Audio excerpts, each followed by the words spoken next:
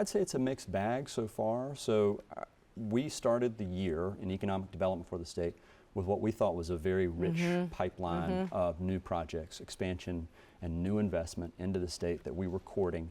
A lot of capital that had sat on the sidelines through the election, was waiting to see the outcome and then invest and deploy. And we continue to be an incredibly attractive place for those investments.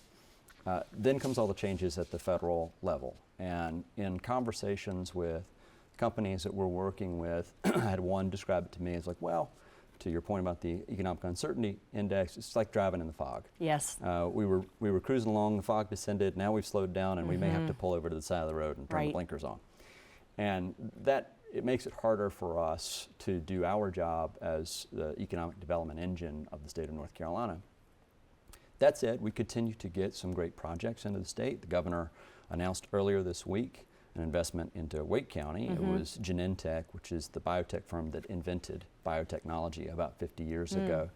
And they'll be investing $700 million, creating 420 jobs, paying about $120,000 a year in southern Wake County. So they have confidence enough to do that. They believe their marketplace is going to be there.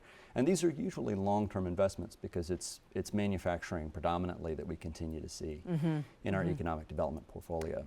So what about foreign direct investment? Have there been changes like this? I think the driving through fog is an excellent analogy, but is that impacting domestic decisions different than the foreign direct investment decisions, or is it impacting everybody? Well, the governor and I spent the early part of this week in Washington, D.C. at Select USA, which is the largest conference for foreign direct investment that we hold in the United States. It's hosted by the U.S. Department of Commerce. So we had the opportunity over 2 days to meet with about a dozen different companies from around the world who have either existing investments in the state of North Carolina or are looking to invest in the state of North Carolina.